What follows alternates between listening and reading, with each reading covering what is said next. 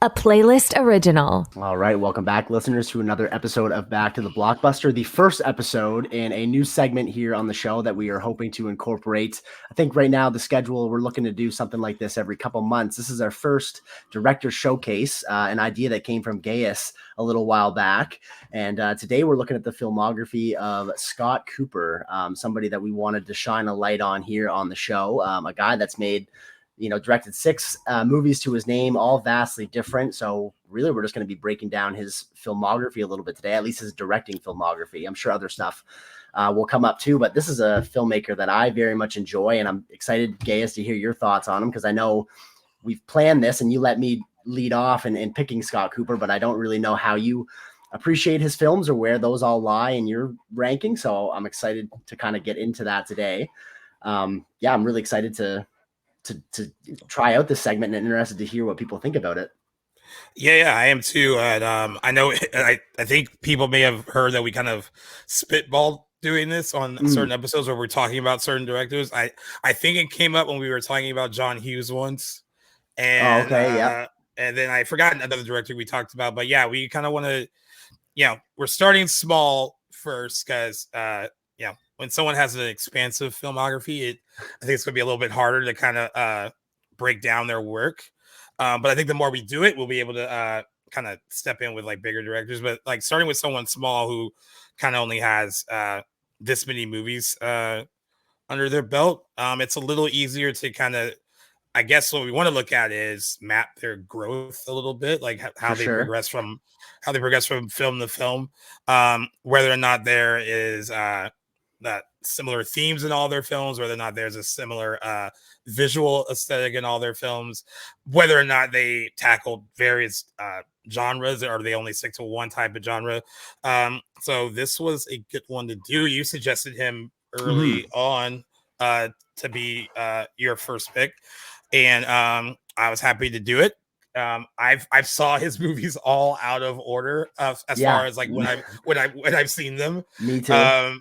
I definitely did not see Crazy Heart first. And I fully believe it was probably Black Mass and then Antlers, and then I kind of went okay back. That's an interesting order. Black Mass is my intro to him as well, and I love that movie from the get-go. I will get into it a little bit later. That's a very high-ranking movie in his filmography for me. Crazy Heart, his debut, was the last movie I saw by him. I just finished that watch right before we started recording, so all over the place.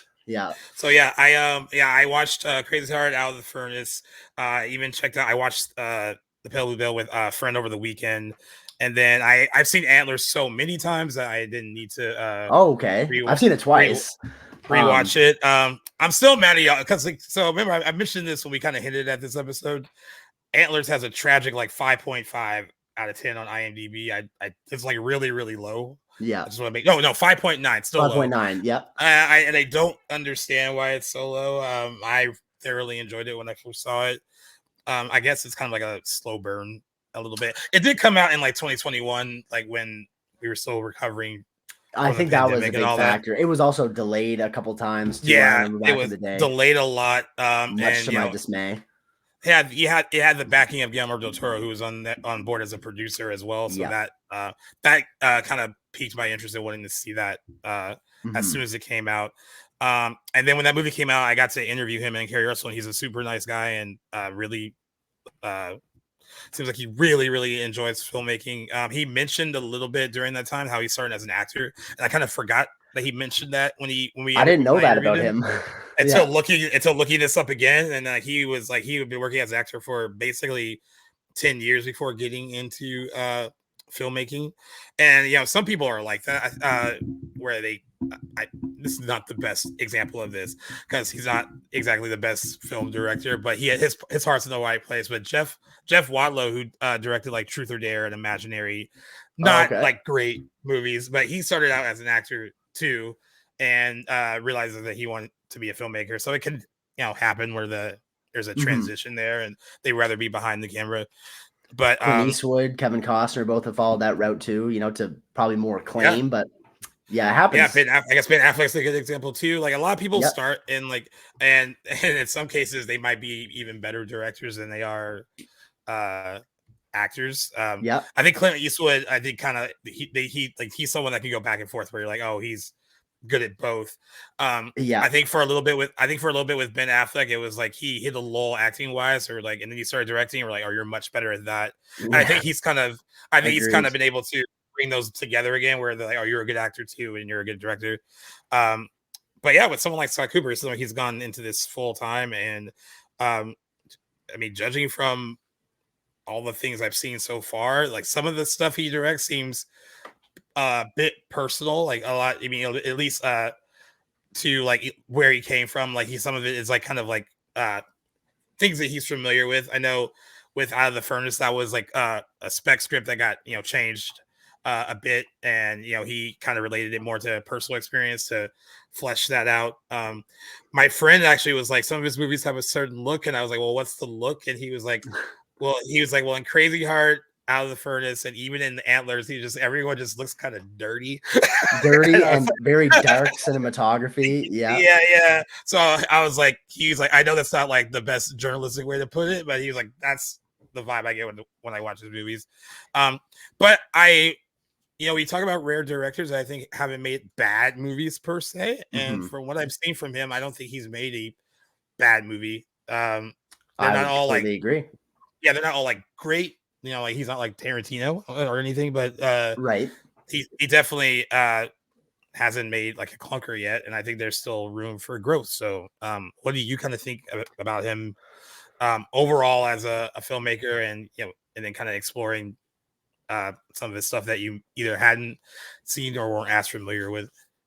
I think he started out very strong with his debut. I know I kind of just mentioned, so his first directing credit comes in 2009's Crazy Heart, and directed Jeff Bridges to his first acting Oscar, Maggie Gyllenhaal to a nomination, and I think those are two of maybe his only Oscars that attached to his movies. But from there, I think he's constantly improved. Like there's some movies I'd say, like when you get to Hostiles and Black Mass, like I think that's he's really excelled. And then I wouldn't really say Antlers and The Pale Blue Eye are a step down, just sort of different stories for him to tell. And there's some that I just resonate with more, and I don't want to get that construed that I think that his movies have like taken a downward trend at all. I just I like those two more than his latest outings, but I really commend him for really not backtreading, not like very much trying to, he sticks within the same genre, I would argue, across his movies.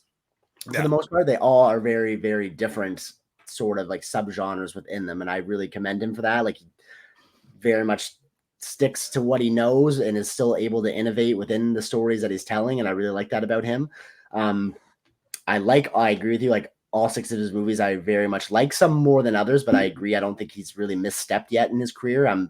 He looks like he's keeping himself busy because he's got quite a few upcoming projects. I don't think I saw any directing credits upcoming though to him. Am I wrong about that?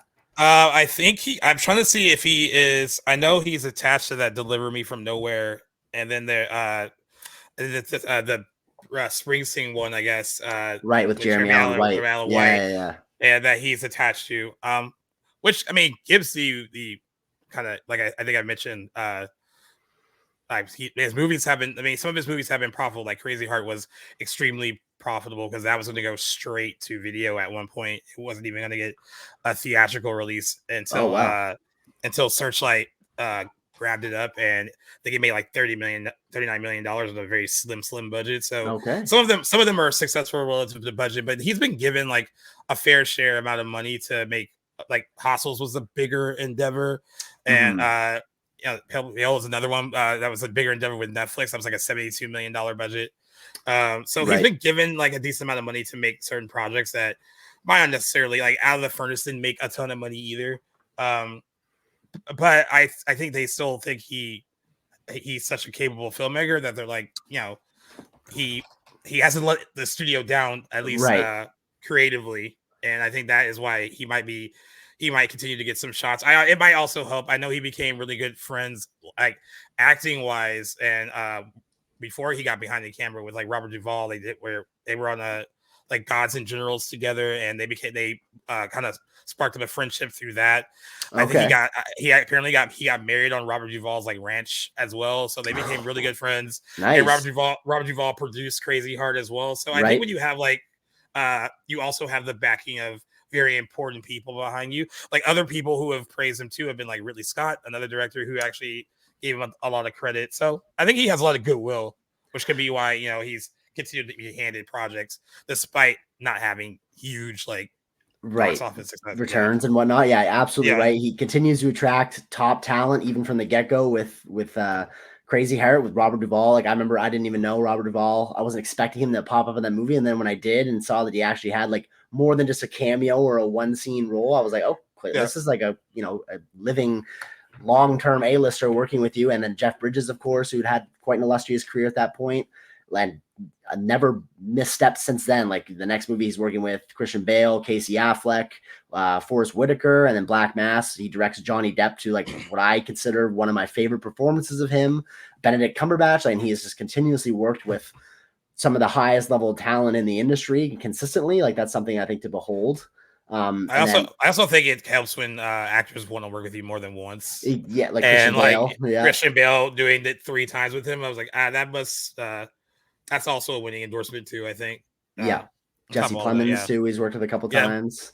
Yeah, he attracts a really good cast. Like even when I was watching like Out of the Furnace, like, and that's a movie that I kind of not avoided on purpose. It just I think when it came out, it came and went for me when it came out, and then I never really took the time to give it a shot until we talked about Nor did I. This. Yep.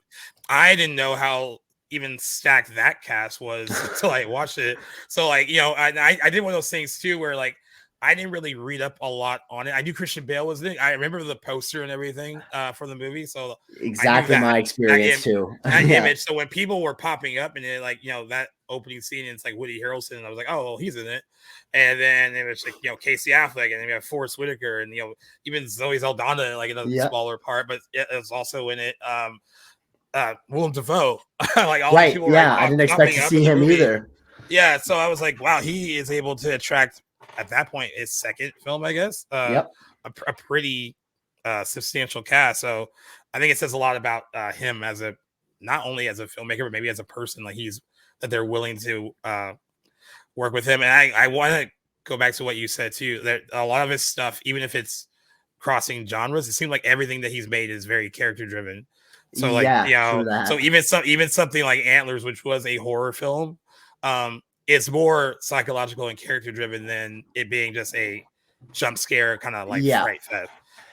Whether it's Kerry Russell's character or the little kid, there's a lot going on in that movie with characters and individuals. Like Kerry Russell's character has a past, all that stuff. There's a lot of stuff that's going on, and then it's also more about like the town that they live in too. Like it's not just about the characters. It's the location they're in becomes its own character too, and the people that live there and the situations that they're in, and that seems to be like a common theme in like a lot of his work as well. Agreed, absolutely. His settings and the characters within them feel very lived in a lot of his movies, where they feel like characters in and upon themselves. I think I really noticed that yesterday when I was watching Out of the Furnace. It actually I drew a lot of parallels to Antlers in terms of like how the community and its effect on the characters that live there. I guess he's from Virginia, like Appalachia region, small town, kind of rundown society sort of places. Very apparent in a lot of his movies, even though he didn't write Black Mass. I think he really captures that part of Boston in that movie too. Yeah. And like I'll repost the interview I did with him for Antlers. He talked a lot about like, that's super cool.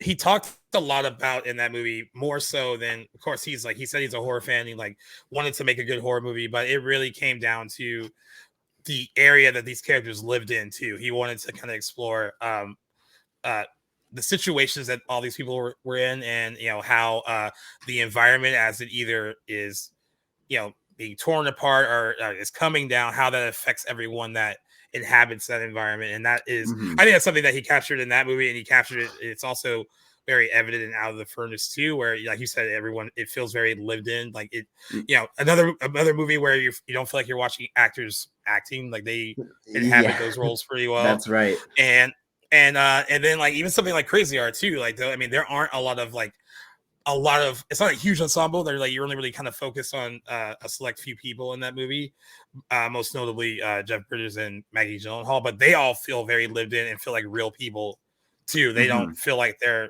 performers that took on roles. They just, I would totally buy Jeff Bridges as an alcoholic, down on his luck country singer country singer, in real and he life. sounds Yeah. great. He actually performed, him and Colin Farrell actually performed their own music in that movie, in those roles, which I thought was, and I could tell while watching, like, it sounds just like him singing, but I wasn't actually sure until I read up on it afterwards, and I was even more impressed. Yeah, he brings a lot out of his leads for sure, Scott Cooper. So how are you? You at so Crazy Heart? That was the first time you watched it. Yeah. What did you think of it as a first time watch? I really, really enjoyed it. I wish I'd seen it a little bit earlier. I'm totally on board with Jeff Bridges' lead actor win that year. I didn't really take the time to look up who he was against, but I always kept that in the back of my mind when I heard that he won for that role. I was like, okay, like, I was kind of surprised Jeff Bridges didn't have anything before that. I know he was nominated the next year for True Grit, but yeah, totally bought it. Like a career best performance, I would say, out of him. Maggie Gyllenhaal, who I don't see in a lot of stuff outside the Dark Knight and Donnie Darko. I thought she was fantastic in it too. Yeah, she's the good. Story was, I think it really could have easily went the tragic route, and it didn't in some ways, which I really like. So spoiler alert, if you haven't seen Crazy Heart, I guess it is, how old is it now? 15 it's 15. It'll be 15 in December. So yeah. It just, the way it's all leading, like, we've seen stories kind of like Bad Blake's, the guy that Jeff Bridges plays before, where he's, down on the tail end of his career, going nowhere, alcoholic. There's a scene where he's injured in a car accident and wakes up in the hospital, and he's already had an assessment, and the doctor kind of warns him about his failing health. And you kind of, at that point, I really, really saw the writing on the wall for his character and where he was going to end up. It kind of brought me to, like, back to Darren Aronofsky's The Wrestler, and I really thought it was going to take that route. So when it didn't go the way that it was sort of painted to go for his character, and it kind of ends on an uplifting note, I really appreciated that kind of a curveball. And I just like that it's inspiring, and seeing a character turn his life around rather than succumb to all the pressure and stuff around him, I thought was something that we don't see often enough in movies. So I honestly really liked how he'd written it, how he directed it, the performances in it. Names kept popping up I didn't expect to see, like Colin Farrell, an Irishman playing a country singer, an American country singer. Pretty authentic to it. Yeah, I really enjoyed it. Yeah, I really liked it too. It's interesting because it even though it's based on a novel, I guess from 1987, it also feels something, even though it's based on someone else's work, that feels like it could be personal, like to him to Scott Cooper as a writer and director. I was surprised too, because I read reviews after I watched it, because there was something about the movie that felt very familiar. Like, this is a story you have seen before, at least in bits and parts, where the foundation of it for sure. Right. So I was like, I wonder what other people thought of it. And, they kind of felt the same way I do, where it felt familiar. It's not like it's, reinventing the wheel and like you've seen this kind of story before, but there are elements of it that made it feel fresh. And I think that maybe that had a lot to do with Jeff Bridges' portrayal of that character. And, you're kind of on this ride with him the entire time, whether you kind of get his personality from all sides of it. There's some humor there. There's definitely some tragedy there. There's a lot of, this person that is trying, that maybe knows he needs to get his life together and, hasn't found the right motivation to do that. And, a lot of time they tell, addicts, whatever an addict is addicted to, that you don't make these changes until you want to make those changes. That's why there's like that scene late in the movie after he's lost Maggie Gyllenhaal's son, and she's reasonably upset because of this, and because he's a drinker, and then this could be why this happened, right? So he makes all these changes. It seems like for her, like he wants to get clean and sober, and he wants to stop drinking, and he goes to her to kind of say that he's sorry, and if she can like forgive him, and she's not there, and he is still kind of like, I guess, like begging her for forgiveness and all that. And I'm glad that it doesn't really happen there, that there's like a time lapse where you can tell that maybe he got good for himself rather than for someone else. And it's not something I necessarily need to see. Like I kind of got the transition just in how Jeff Bridges changed playing him in the last few moments of that movie where Absolutely. he was now in a better place because he felt like he needed to be there for himself and didn't have to make those changes for someone else. And I'm glad it didn't end in a very tragic way. I kind of thought it was because I carefully had never read much about the movie other than he won an Oscar for it. Yeah, same here. I didn't know I didn't know where it was going to go. I was expecting that he would die or something. Yeah, totally. Thought that would have been the easy way out for sure, and it end on that tragic note. But and I'm glad it ended on a very like hopeful kind of note instead, where it's not a total happy ending. Like he doesn't end up right with her. Like like I think they both kind of realize. I think she kind of says when he goes to her house after the whole almost losing her son incident, where she kind of says that she knew what she was kind of getting into with him, like what kind of person that he was, and that was kind of on her to know that, and then and she did whatever, and I think they are both aware that maybe not entirely great for each other, but I think they're both kind of happy to see each other in good places by the end of that movie, right.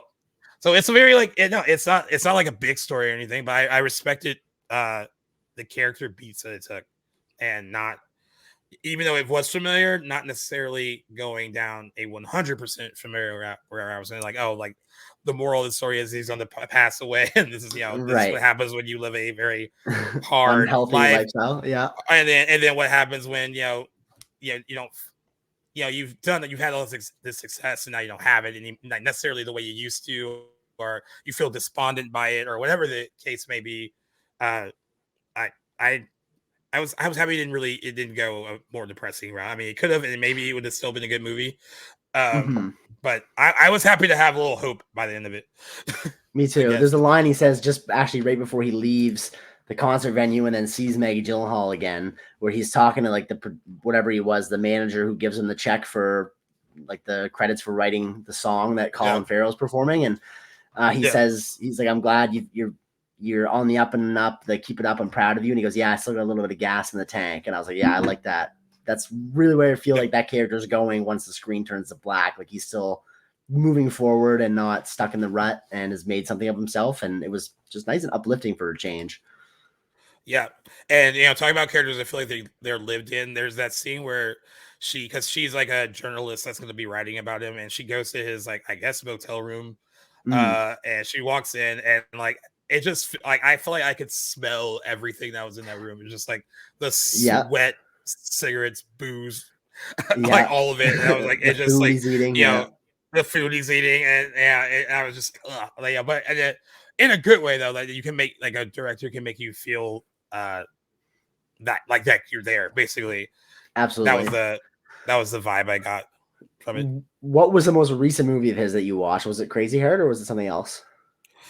So it would have been for this, so Crazy Heart, Out of the Furnace. And then before that, I think I watched Antlers for the multiple times. Okay, yeah. When did you see the Pale? Okay, sorry, I'll let you go ahead. Oh no, I actually saw that when it debuted on Netflix because I was so me too into Antlers at that point too, and I wanted to like watch more of his stuff. And I liked it. I thought it was good. I mean, I thought it was I'm trying to figure out the best way to put this. There's just a big debate about movies that debut on Netflix. I think that one kind of came and went. It came and went. I didn't really hear a lot of people talking about it when it came out. Sadly, me either. I know none of my friends saw it, and I remember when I brought it up to them, they were like, "Oh, I mean, I didn't even see it on my like Netflix like top 10." I was like, I don't know if it was when it came out or how successful it was. But I think it also that shows his progression visually as a director too, because like there's some visual cues in that feel like a little bit more advanced than the things that he was doing before, where like a lot of his early work, you can tell there's some like indie sensibilities to it. Where with this one, you can tell he had a little bit more money to play with, and you kind of can see that in the visuals and everything. And I don't know, I still enjoyed it though. I thought Christian Bale was solid in it. Henry Melling, pretty cool role for him too. I hadn't seen him in much at that point post Harry Potter. But The Pale Blue Eye I only saw it once in 2022 when it came out on Netflix because I was anticipating it for a while post Antlers. And I'm a little fuzzy on it. I know it's only been like a year and a half or so, but I need to see it again. But that was one that I really enjoyed at the time I saw it. I just need to revisit it big time. But yeah, and I also love the kind of like the the whole Edgar Allan Poe angle and all that. So I thought that's like really cool, like thing to do as well. It's agreed. like that little like low key little mystery. I thought it was cool. I thoroughly enjoyed it, and it's not my favorite of his. Mine either, But again, I think it shows like a natural progression. What he can do as a filmmaker when given a little bit more stuff to play with, if that makes sense. I feel like he's destined to keep making character driven stuff. Like I can't imagine him, and maybe he could. Maybe I shouldn't like take this away from him, the opportunity away from him. But even knowing all his movies, I can't imagine him doing like a huge tentpole like franchise movie. I wouldn't even want that from him. Yeah, no. Yeah, and I don't even know if he wants to. I've never read in interviews where he's talked about it or anything. I'd love to see him dabble in horror more, though. I mean, that would that. I think he could do some really. I think he could do some really cool stuff in that genre. But if he was happened to be one of those directors where they're like, "Oh, we want you to do like Spider-Man 4," I'd be like, no, not that I don't think he could confidently make something of that scale, but it just doesn't seem like where his sensibilities are best utilized. You know what I mean? Like, I think you're right. Yeah. Character-driven stories, maybe smaller, sort of intricate relationship-driven stories. I think I really like from him. I'd love to see more horror because Antlers, while I unfortunately, and I don't mean this like in a bad way because I really did like Antlers, but I suffered from like overhype when I went to Antlers. I was so anticipating it, and then it got delayed, and I was following the trailers, and I loved what I was seeing, and then I saw it in theaters, and I was like kind of underwhelmed, and then I rewatched it like a couple of years later and like liked it more, that I knew what I was expecting. But I think he could really lend a lot to the horror community if he stepped into something like that again. And I love the creature designs. I think him and Guillermo del Toro working on that movie together was a great match. Yeah, I think with that movie too, I think people were, based on the trailers, they were expecting a little something different than what they got, because it really is not like a monster movie by any means. It is more it is more psychological, and it is a bit of a slow burn too. I have some friends that don't necessarily like it either.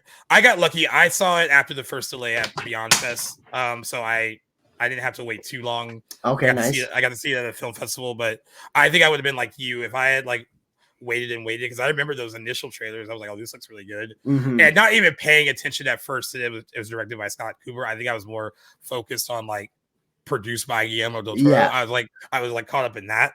Right.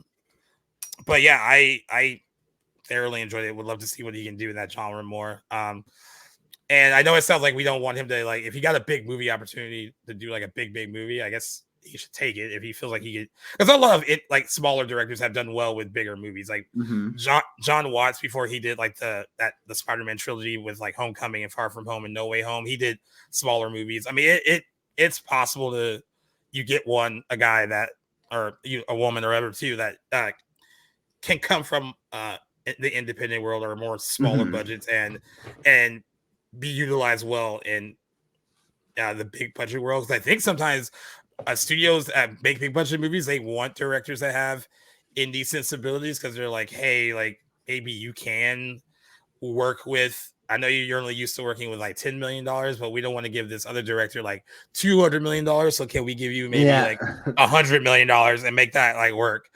And so I think that's why they get called to do those kind of movies more.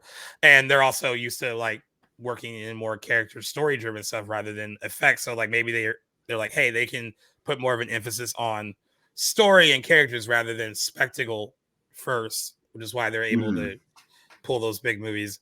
That being said, if he does make a big movie, I just hope it's really thought through. I really would want him to see him like picked up by like a Marvel or DC or anything like that. I'm not opposed to him making a big budget movie. I guess I wouldn't want it to be like an established IP. If it can be something new with a bigger budget, then that's fine. Go for it. Yeah. But yeah, I think he feels more comfortable in a character driven world. I think he relates to those stories a bit more. Definitely. And he handles drama really well too. So a big budgeted drama, I think, with an A-list like ensemble, I think he would be a great person to have helm a movie like that. Yeah. Across just kind of looking at this 6 directorial efforts, I'm kind of like trying to balance these out by genre. Where Crazy Heart, I know the musical autobiography isn't exactly right because it's fictional, but like that's kind of like, Yeah. is there another word for that? Or like No, a biography, I guess. Yeah. So if that's if Crazy Heart's a musical biography and Out of the Furnace it is like a small town mystery revenge thriller, Black Mass is a crime epic, Hostiles Yeah. is like a neo or a western, Antlers a horror Western, movie, Pale Blue Eye is kind of like a horror like thriller mystery, like mystery. yeah. Which of those genres do you think he works the most effective in? And your Uh, opinion, I suppose. They all have undertones of like drama for sure. well, yeah, that's what I was gonna say. Like, I think there's drama kind of either buried beneath the surface, and most of them are like right at Right. right at the forefront. Um, I think if I'm using Crazy Heart, Out of the Furnace as like the two examples as far as even though the genres are different, there's a huge emphasis on those characters and establishing those characters. I think he works best in more character driven dramas. Yeah. And and Black Mass has a lot. I mean, Black Mass is also based on like a true story too, so there's like that element of it that's a little bit more bigger than like the other stuff that he's done. I I think he works best in those kind of dramas though. They're a little bit more character driven, a little smaller. It's not that Black Mass is a big movie by any means, but it Right. about a larger than life person. Mm. And but oddly enough, even though he's made mostly small movies, most of the actors he's worked with have all been larger than life. So I mean, Yeah, they're like, exactly. I mean, he's worked with like some of the most uh accomplished people. I mean, there's also stories about certain act like Christian Bale has had in back in the day, his stories about being like difficult, like when he did Terminator Salvation. There's a whole like rant on set. Yeah. Johnny Depp is Johnny Depp. Yeah. So I mean, he's worked with some people that it goes both ways, but I mean, he seems to have a good hand on dealing with all of them. But yeah, I mean, I prefer character driven dramas over anything really. I find them more relatable, and I thought like, even though like essentially because Out of the Furnace, like I couldn't relate to aspects of that story because I don't know what it's like to be from a town like that or Yeah. be in that situation. But Agreed. there was also something that felt very realistic about certain parts of it. So I understood the brother dynamic of that story, which I could latch onto. And then that those feelings of like regret and all that, like you made mistakes, like how do you atone for those mistakes? There's a lot of those themes in that run in that movie too, and a few of those themes that also run through Crazy Heart that Very, very much so. that I think he works best in. What about you? I agree with everything you said. I think I lean more towards like his movies that delve in like crime and mystery, like Black Mass being like a standout for me. And I love how he handles like the dirty, gritty criminal side of that character, Whitey Bulger, and then the Pale Blue Eye too. Like also a very much a crime movie, a different vein of crime than Black Mass, but the mystery elements and the detective aspect of Christian Bale's character to kind of solve these crimes and the mysteries around them, I think is where he excels. And I think in both of those movies, like to your point, there is still, even though they're not primarily like character driven dramas, there is a lot of that in those two movies. So I think his sensibilities shine in those more crime mystery centered films. And I think those are just like kind of the aspects of film that I in stories rather that I enjoy a little bit more, which is why I think I prefer those two a little bit. Yeah. But no, I feel you. Yeah. I it was interesting too because I was watching Crazy Heart. There are emotional moments, but like there aren't like I'm glad there were not really a lot of big theatrical moment where everyone's very like overly dramatic. They're all played pretty subtle. Like I keep pointing to the scene, but because the scene that stuck with me the most when he loses her son, and it's a gradual progression of like where is he? And he's looking for him, and like you feel like his desperation, like running around looking for him. And then by the time he gets to like, I guess what it's like a security guard or something, when he's talking to him about losing him and like, where were you guys at? And as soon as he said a bar, I was like, oh no, because you sound drunk. So it's like it's not gonna go well. And like, he just sounds so like sad looking for him. And then when she comes, while they're still waiting to see where he is, and she comes in, and he's kind of like, oh, they're gonna find him, it's okay, and she's like kind of getting at him like, it's okay, like, what do you mean it's okay? He just sounds so sad and desperate, knowing that he disappointed her, and then knowing that he screwed up. And I also felt this desperation, like when son, they did find him, and she kind of was like, I can't, like, I don't want to be around you. And it wasn't really like a big, like, shouty match or anything. It was like, I loved how subtle they both were, and like you felt like the sadness for both of them in that, especially Jeff Bridges. I actually felt really bad for Jeff Bridges during those, even though he's the one that screwed up. You could tell that's not something that he meant to do. Like, he had the best intentions. It just wasn't being that responsible. Yeah. I guess like a little bit out in the first, there's bigger moments, but I was impressed with how he handled certain scenes in that movie that like I wasn't expecting to go the way that, like, again, I guess full disclosure, because it came out in 2013. Spoiler alert, there's two, there people die in this movie, and I was particularly shocked, even though I knew it was coming because of how the story was progressing and how vile Woody Harrelson's character is in the movie. But once he killed Willem Dafoe, which I thought was like a really strong, because I knew it was coming, but like I was like winning this conversation, and he's gonna like blow this guy's head off. And then when it happened, I still wasn't expecting it yet. And then this isn't the first movie to do this, but I still think it is an effective thing to do in movies. Like when he's reading the letter from his brother about like doing the one last fight, and then but when he's done with this, he'll like go back and he'll work with him and all that stuff.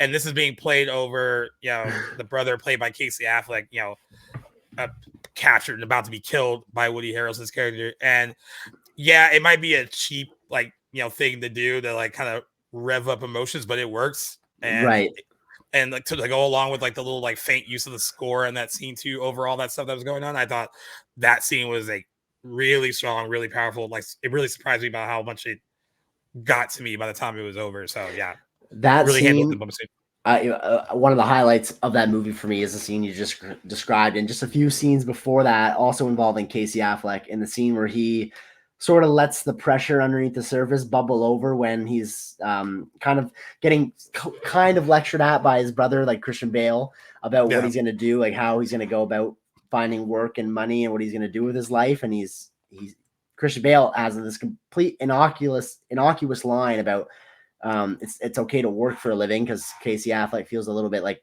his pride's getting in the way of having just a humble life as a steel mill worker, and he's trying to have these unconventional ways of making money. And then when Christian Bale makes that comment and he erupts about his experiences in Iraq and the PTSD that he brought home with him, and he like screams in Christian Bale's face, that scene was very, very powerful to me. I quite enjoyed that too, which is on the note of that, I kind of wanted to ask you next, what's your favorite performance of any actor in Scott Cooper's movies? Oh man. So I take it there's no standout then. No, there is. I mean, but they're all like different performances though, for sure. I guess. So it's hard for me to pick one. If I'm just like, I could probably change my mind tomorrow, but I think I'm gonna go with Jeff Bridges. Okay, nice. In Crazy Art, just because I love that it's subtle and not like. I mean, so many people have played like the alcoholic, former musician, or like that kind of thing before. Yeah. And there's different ways to play it, but like I thought that he brought like a humanity to that part, and I love that when someone is playing someone who's an addict or who is anyone like that, where they can. I think it's important to also shine a light that people who are going through these things aren't bad people too, right? And I think and that's in the writing, and that was in the performance, that you saw a lot of good in him. He just needed to find like a way to kind of discover that again, Mm-hmm. I suppose. So I thought he was particularly strong. You know, Woody Harrelson is not like a big part now of the Furnace, like not huge, but like very effective. Like, I mean, it's Oh, menacing. that movie Yeah. starts with him just like completely out of control. I mean, the whole thing with the hot dog and then that guy coming up to the car, and I'm watching the movie. I'm like, okay, this guy's all bold. Like, you know, when you hit a woman, like I got a problem with that. And I thought it was going to be like more of like a fair fight until he completely Woody Harrelson laid him out, and not only suckers the guy and then beats the living shit out of him. yeah, while he's laying on the ground, and like I'm assuming it's the guy, the guy's wife in the car that gets out and is like crying, whatever, and begging him to stop. And then he pulls his girl out of the car and just like throws her down the floor, and then like just leaves. I mean, like Woody Harrelson has played so many different types of roles, from like comedy to drama. He's been the hero, he's been the villain, he's been the dumbass, he's been everything. He was really menacing, and I thought he was really strong. But I guess I'll give the slight edge to Jeff Bridges, and I want to honorably mention him, and I also would honorably mention Kerry Russell and Antlers. So I think I did like a fine, and also another subtle job of like conveying a lot of mystery and a lot of pain in that character, because there's a lot going on with her. Yeah, which is why she's able to see so much going on with that kid, because she sees a lot of like maybe things that was going on with her when she was younger. And again, it's not like another like grand theatrical performance, but it's all in like the subtle things that they do, like whether it's a look or you know, you don't have to grandstand all the time when you're acting. And I think that's something that's consistent across Scott Cooper's characters, is that it's the little things in a performance add up to a great performance, rather than having big, spectacular outbursts all the time, which are great and get people Oscars. But like in the case of Jeff Bridges, it's not necessarily necessary. I don't think he has any grand outbursts in that movie. It's all kind of subtle acting and reacting appropriately to different situations. Absolutely. But there's no, spectacular freak out or just kind of subtle things. You're right. It's not always necessary. And pointing to Johnny Depp, because I know like Black Mass is a big one for you. I do like him in Black Mass. I think because I also associate Johnny Depp with playing another real life person like years before this in Blow, where I love Blow. I love Blow a lot. I love that. I think he's really strong in that movie. And in terms of like, him playing true crime figures, I guess. Yeah. That's not what I thought you were gonna say. And who is he? Is Blow based on a real story? I haven't seen it. It's Steven Soderbergh, though, right? No, it's hold on, let me I want to pull it up real quick so I just make sure I get it right. It's so he's in it with Penelope Cruz and Paul Rubens, who is also Pee Wee Herman. Rest in peace. Oh, right, yes. Is directed by Ted Demme, who actually passed away in 2002, like a year. He is the brother of Jonathan Demme. That was my next question. Yeah, directed Silence of the Lambs and all that. But he plays George Jung, who was a real big time like drug dealer in the LA area back in the day. Okay. I thought you were gonna, when you said that before you said Blow, I thought you were gonna mention like Public Enemies. Yeah. Okay. So I thought about it because I was like, of all his true crime figures, and I thought of Public Enemies in my head, which is an entertaining movie. I don't think it's like great. I haven't seen that either. It's entertaining, but Blow is very good, and he's a little bit more subtle in Blow compared to Black Mass. But I think also those are two very different real life people too, for sure. Where one was a little bit more larger than life, and the other one had moments where he wanted to be a little bit more under the radar, because you're a big time drug dealer, but you're making all this money. You don't want to get busted for doing all this stuff. And right.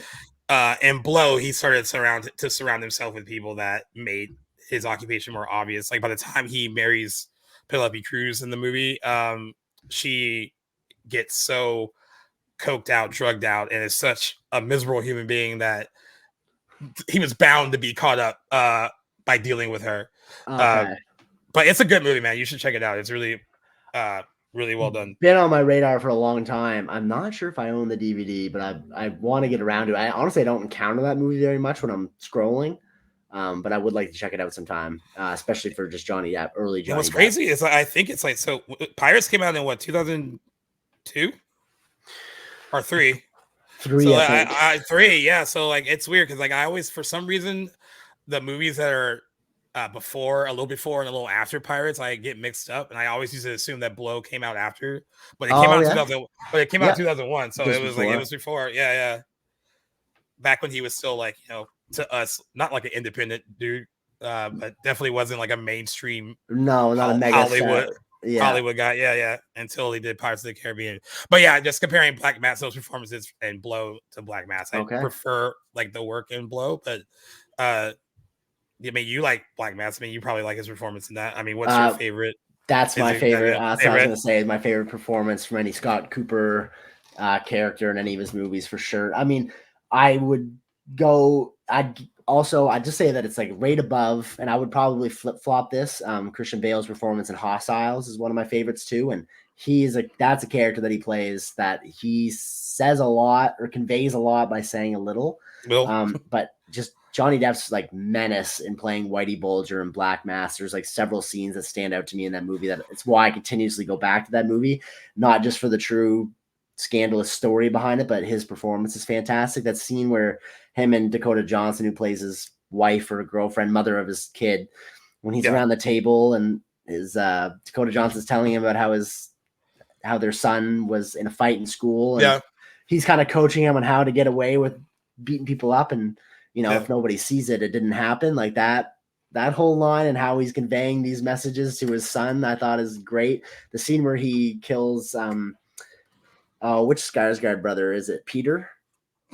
Yeah, that scene where he finally executes him in that parking lot in broad daylight is like one of my favorite scenes, like just period. I just really, really love that. Just no fucks given in that character. Yeah.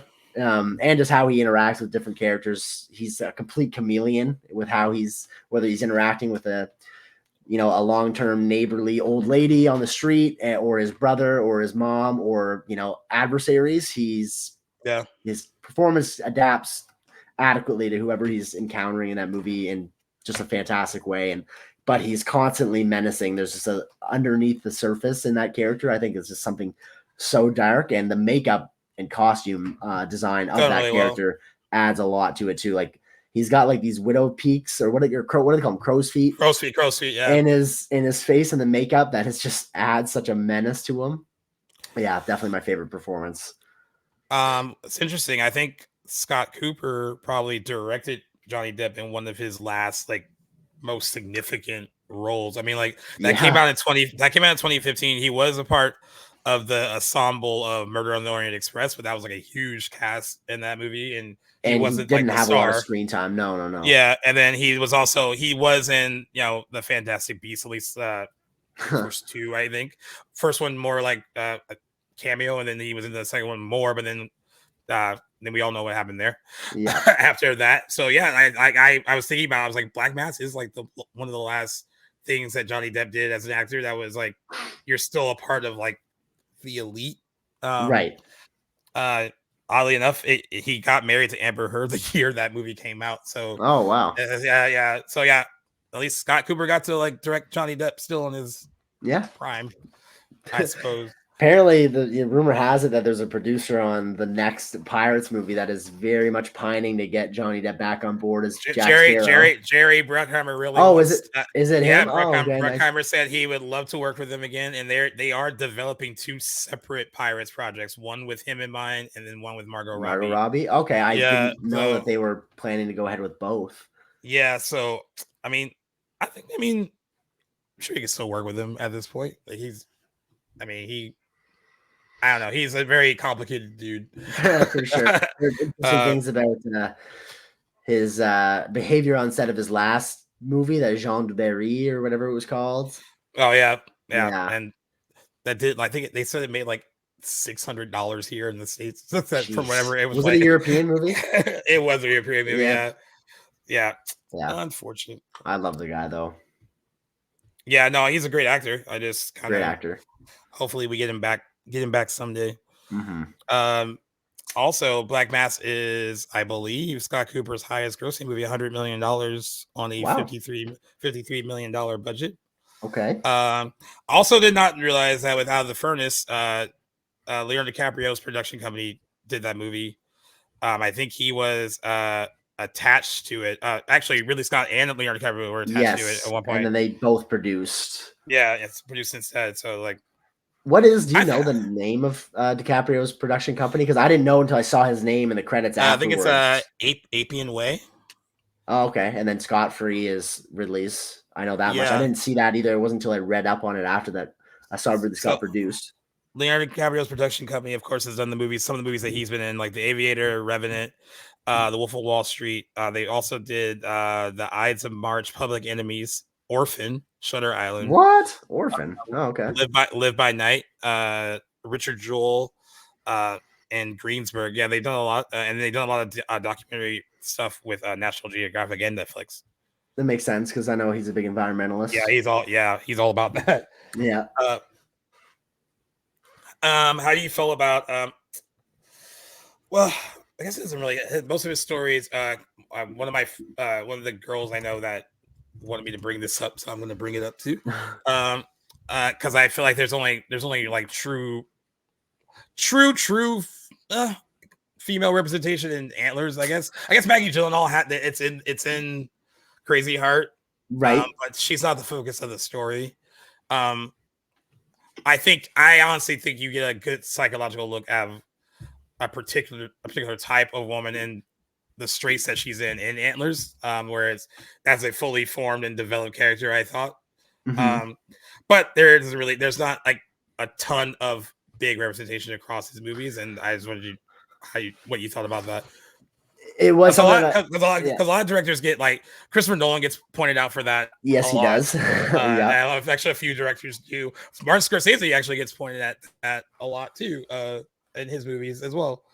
I don't necessarily always see that because sometimes I see like there's like strong.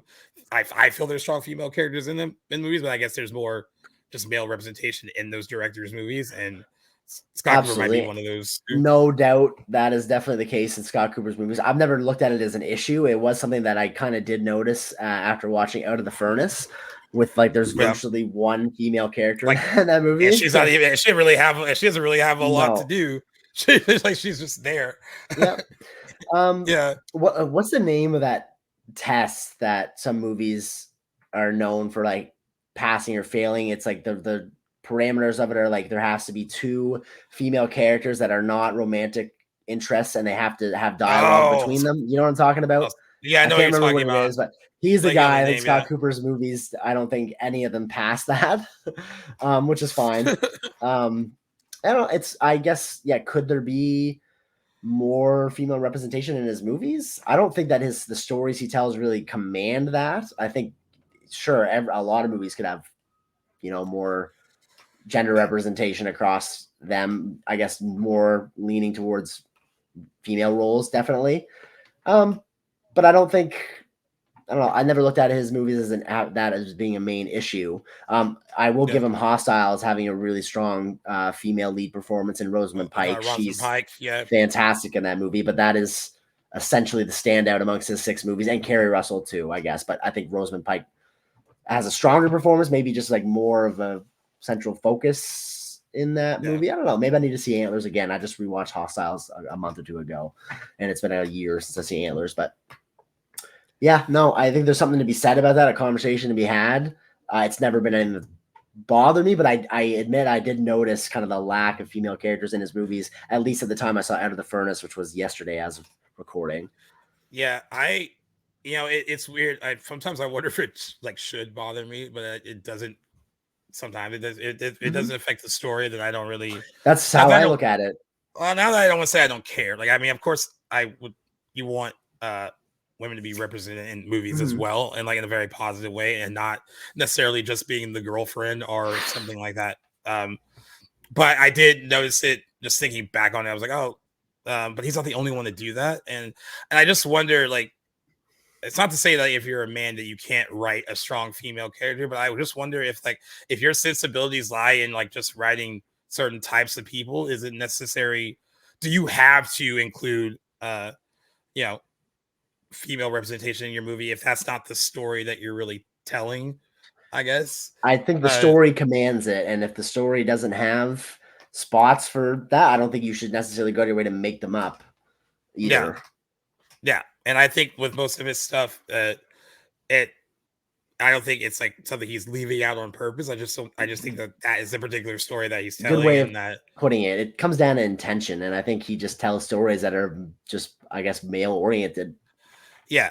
Now, is there a responsibility when you do happen to include one and then you kind of make that character like second fiddle, don't give them a lot to do, don't really give them much depth? Is that a responsibility on you because you made the point to include said character? Like, shouldn't you try to give them just as much layers as as the other male lead characters? But I guess that's another discussion too, where because there are a lot of like there are in even male driven movies, there are male characters who in that ensemble don't have as much depth as like some of the leads. So True. it might not be like a and then a guy girl thing. There's the scenes and performances in movies too that get cut that we will never see. Who knows, right? If it all comes down to how the movie's edited and what it works in the best interest of the story. And a lot of the times, I feel like in this case, and I don't know, of course, I was never in the editing room for any of Scott Cooper's movies, of course, but who's to know how much footage just got cut because it didn't flow right. I don't know. I think there's something there too. And also in Crazy Heart, even though like Maggie Gyllenhaal's character is not the primary focus, you do get a sense that at least of her as a mother, that she is wants to be a good mother. Like she's very, there's things that she's passionate about, things that she wants to do. And even though she is kind of getting enthralled in this relationship that is a little messy and like maybe not the best for her, she does when the situation calls for it. When he screws up, she takes herself out of it. Right. So that's, maybe those moments should be like, celebrated and embraced more in those movies, even though they aren't the main focus of the story. They do things in those movies that showcase their growth and their depth as characters as well. But yeah, it's always like that. The whole thing with Nolan, I didn't even pay attention to that whatsoever across his movies, that the female representation in his movies is like seriously lacking. I was like, am I just a bad viewer of his stuff, or like what's wrong? That sort of things is not top of mind, I don't think, when we're watching movies. Some people it is for sure, but like I just go into something objectively and look at what I'm getting, and I'm not always thinking like, is there equal representation of this or that? I think it's more of a conversation for after you're seeing something, if it interests you in having, I suppose. Because like I look at something like Insomnia, right? And Hilary Swank, of course, is like third build to those two guys. And she may not have as much to do, but I was like, but she's like, they showcase that she's smart throughout that movie. Yep. Like she's figuring things out, like even though she admires Al Pacino's character as a detective and all that, and it seems like she wants to be like him at first until she realizes that like, oh no, he's up to no good too. Like she figures a lot of things out on her own. But I guess again, she doesn't really have as much to do screen time wise as the other two guys. And then like his other movies, even like Batman Begins, I guess Rachel doesn't have. She's just the girl. Yeah, they do make her more than that in The Dark Knight, where like it seems like she's elevated and more like been more the girlfriend role. But yeah, man, like I was like, you could probably like write a huge good essay about how some of these directors don't. I think people have absolutely. Yeah. That's funny. But yeah, but as a writer though, I think what's important is that Scott Cooper is writing human stories, very real stories. Yes. And they seem to like touch a lot of people, and they resonate with a lot of people. And that the fact that he's been able to do that across genres, even though drama is kind of like at the heart of all those stories, like he's been able to step into different genres and play in them really well.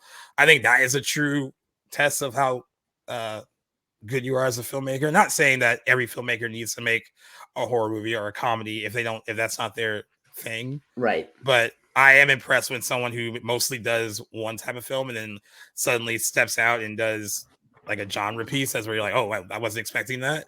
And they surprise you. That gets me more interested in their work and what they can do beyond what they're really known for. I really appreciate that about his filmography more than anything. Yeah.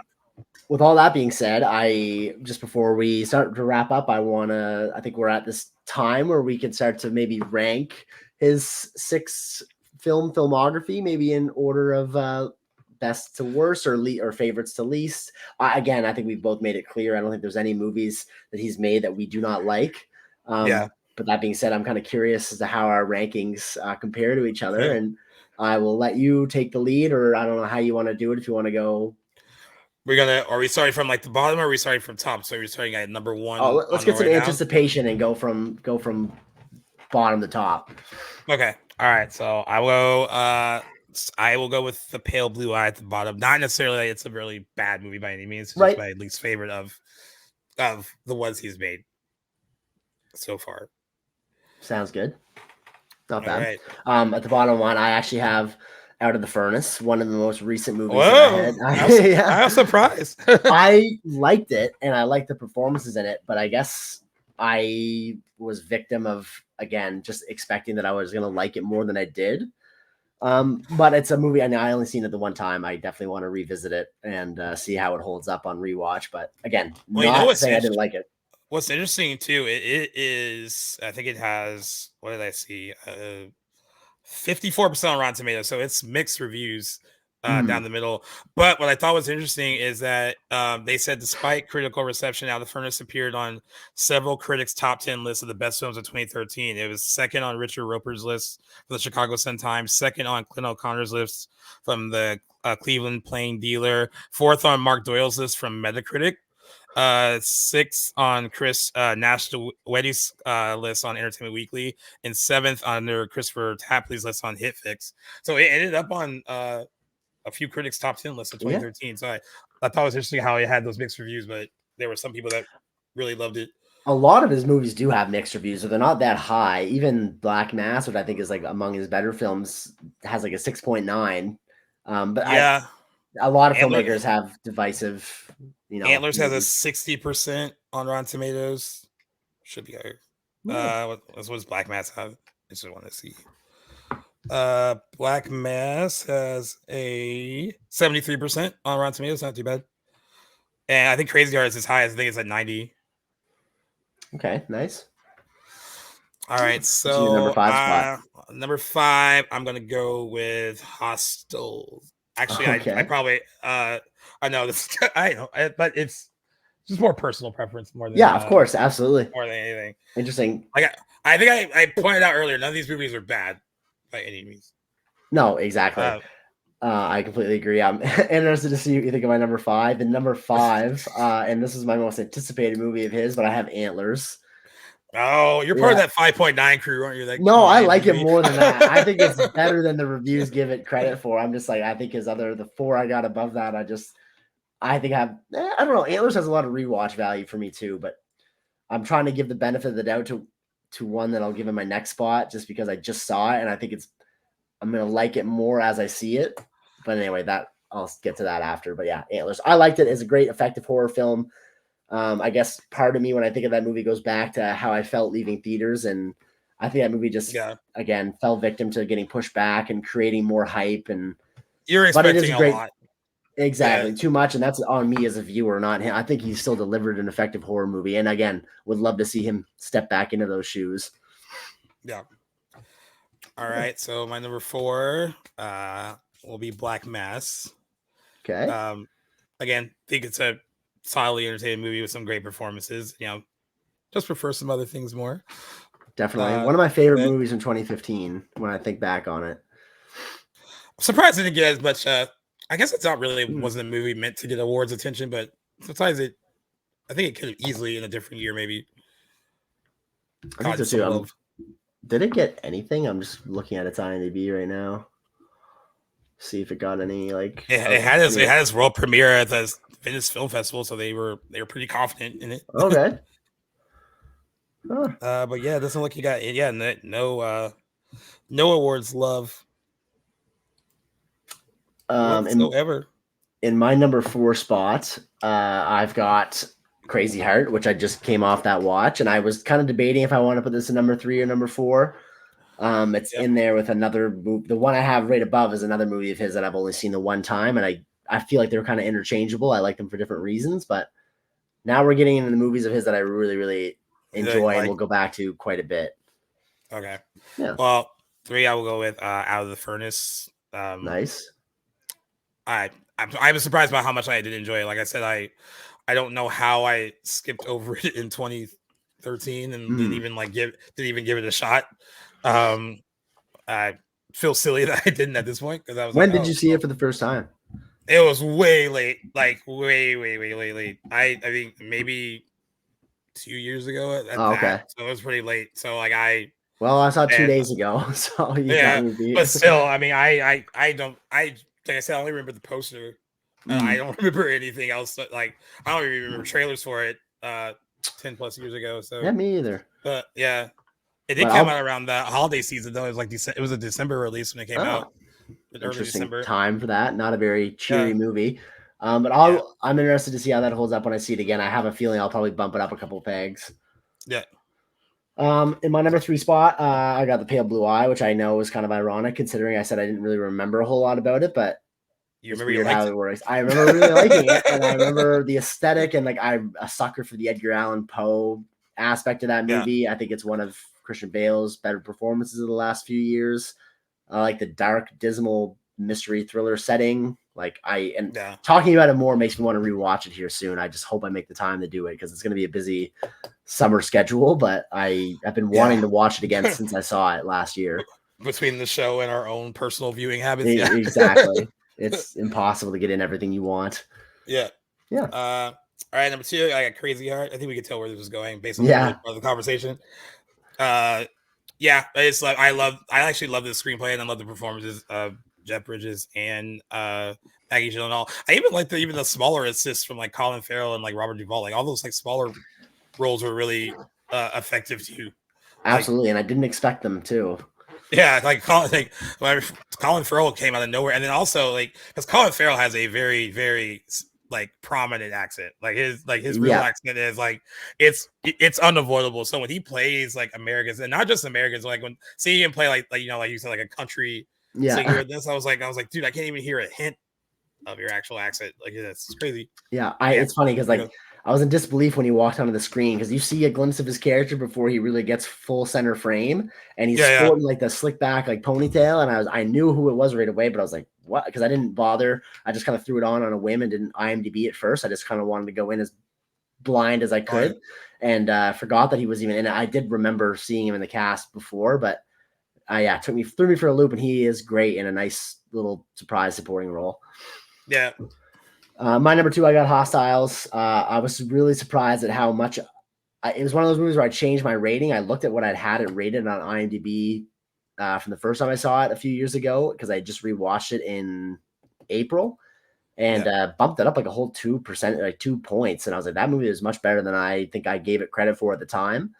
And like thought it was a really, really profound dramatic Western, like quite brutally violent in times, which I'm a sucker for too. And its authentic portrayal of, Native American and colonial life in the 1800s West, I thought was, just helmed by a very experienced, it came across to me that it was helmed by somebody with even more experience than Scott Cooper had at the time, which I thought was impressive. Yeah. So I already know what your number 1 is. Yeah. No surprise here. Yeah. It's Antlers. I've seen it more times than I probably should. How many times would you say you've seen it? Like 6 or 7. I think. Yeah, I actually really like it. You must know that movie inside out.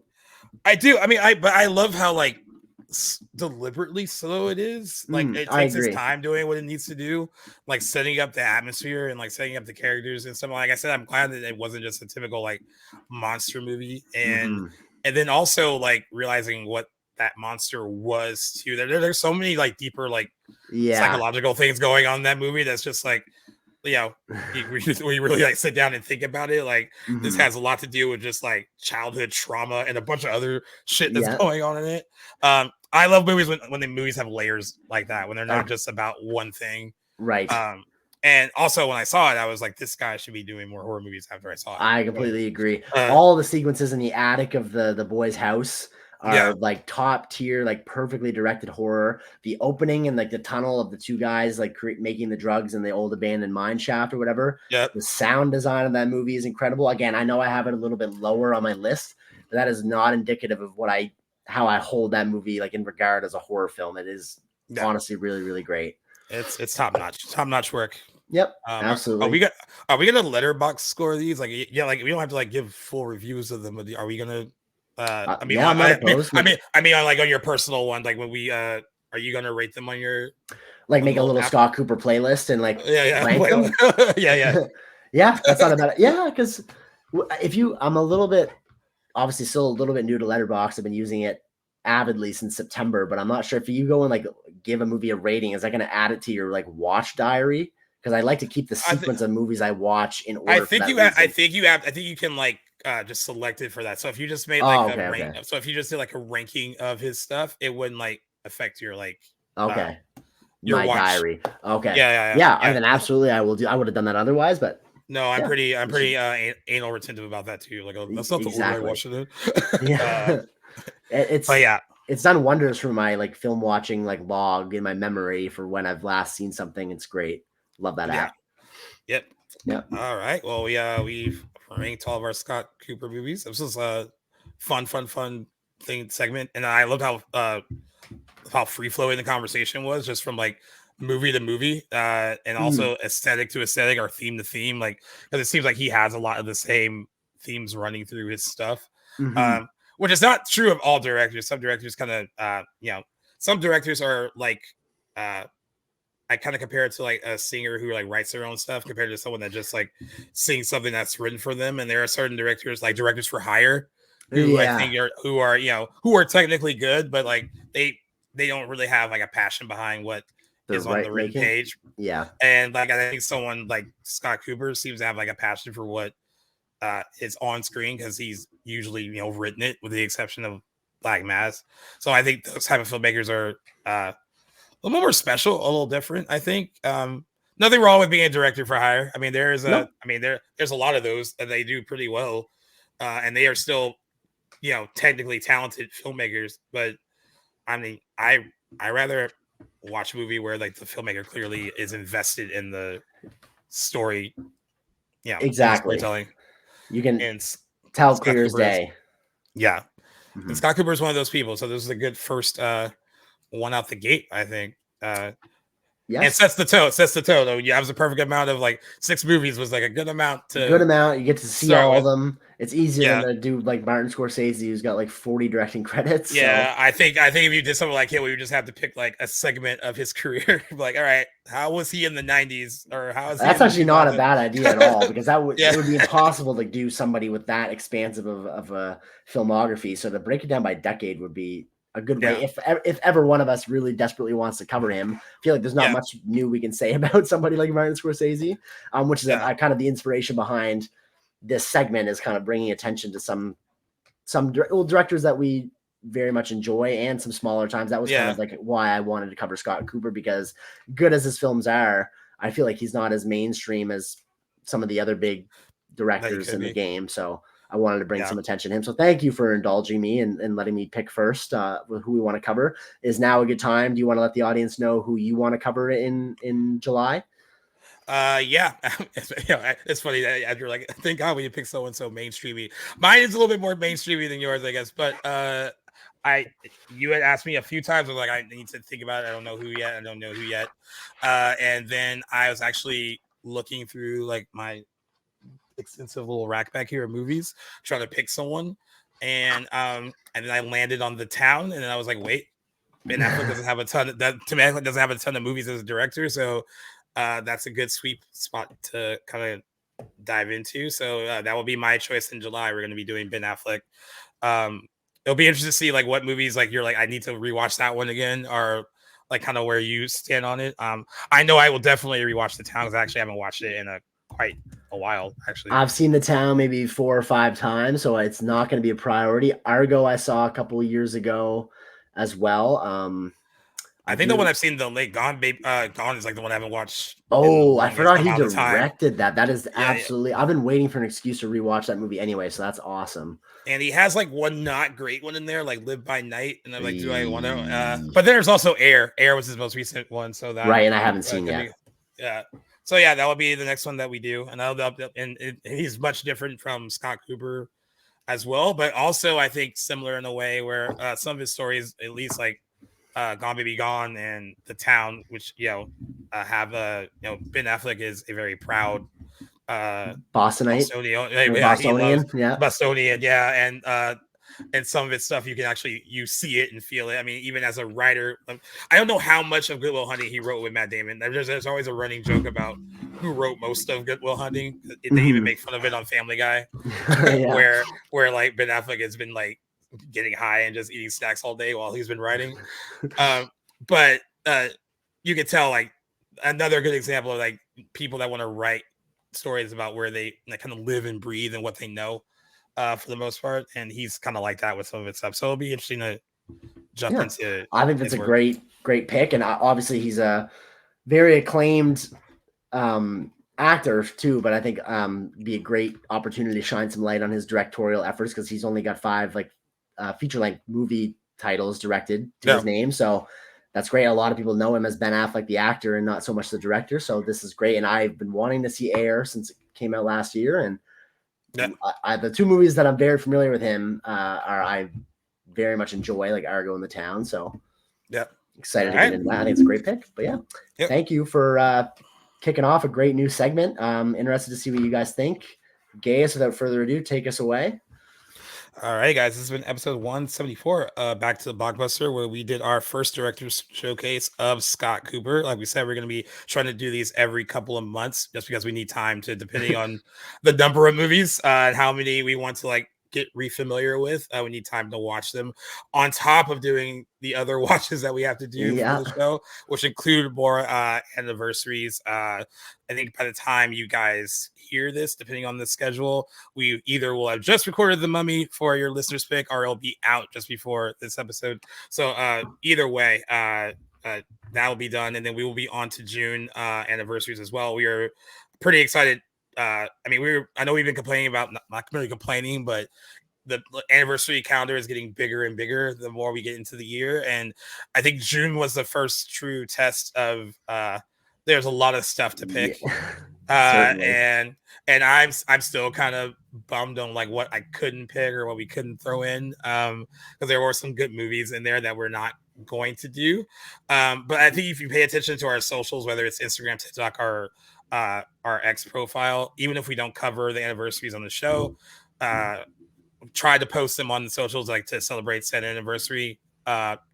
Just that we're acknowledging it, because we don't, it's an important aspect of the show, even if we can't always cover them. But we are excited about the ones that we picked for ourselves, and then the ones that we're going to let you guys pick from. Jackson's going to be posting those up soon for you guys to choose. Just remember, choose wisely. You guys have done pretty good so far. It hasn't been between Dawn of the Dead, Hellboy, and The Mummy. The choices have been pretty good, because they've been, compared to like what they were lumped with, they've been very interesting, as like you guys did not go for like the most popular ones in the bunch. So that's actually been fun, because like we wouldn't have probably thought to explore some of those movies otherwise. Exactly. So, and I'm really excited to deliver on The Mummy. So thank you guys for voting that movie. Yeah. And then other than that, we also have our usual news stuff coming your way. And we are always constantly trying to think of other segments that we can add into the show. So the director showcase will be, of course, a new one. And we'll be thinking of more that we can kind of throw in to break up, the usual pace of the news and the anniversary episodes, because we want the show to continue and evolve, and we want you guys to continue and evolve with us as well and not get bored. So that's the whole point of adding new segments to the lineup, and we hope that you enjoy them.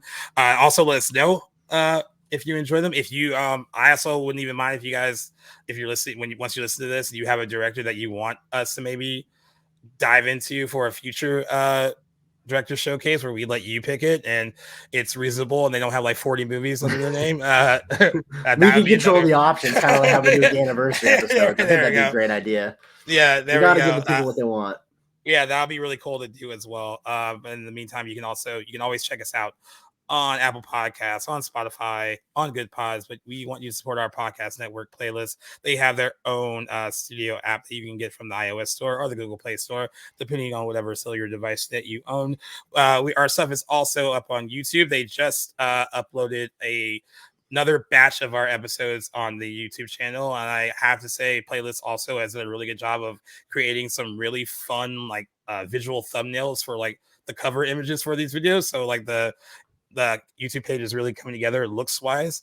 But we know it's going to take a little bit to build up. So if you haven't subscribed to the YouTube channel, please subscribe. I know it seems like it might seem a little redundant because you're listening to us and then also going on there. But one, you have the option to also watch the show, which I know some people prefer to watch rather than just listen. And then also we are going to be, today we'll be cutting together when I get home from work more Reels content to throw on the YouTube channel so that you can experience a little bit more of us on that. So it's a little bit different from the actual show. And other than that, Jackson, thank you for reporting on a Tuesday. Early. This is like not only this I think we've recorded on the Tuesday before, but never this early. Cheers to an extra long weekend. I think honestly, we've covered across other. I think we've never recorded on a Friday together. I think that's the only day maybe we haven't touched across the time that you've been on. Right. Because Fridays are hard because I just live schedules like crazy. But I'm glad that we can accommodate each other and figure out how to get all these things done. And get Absolutely. all these episodes. You are too easy to work with and the best co-host I could ever ask for. Oh, same to you, my friend. So we are very excited for what we're going to bring to the show in the future. And we are so happy that you guys continue to listen. Again, as my mother said, thank you for all your kind reviews as well, because some of them keep coming into Apple Podcasts and Good Pods. I saw more people rated us on Spotify. So thank you for that as well. And we're looking forward to all these new episodes. And Jackson, as always, a pleasure talking movies with you, directors with you. Likewise, my friend. Great first choice, and can't wait to do this again. Yes, excited for your pick in July. So guys, stay tuned to that next director's showcase in a couple months. And of course, we got some news and anniversaries coming at you too for you to enjoy anywhere you guys get your podcasts. Always a pleasure, Gaius, and I'll see you on the next episode.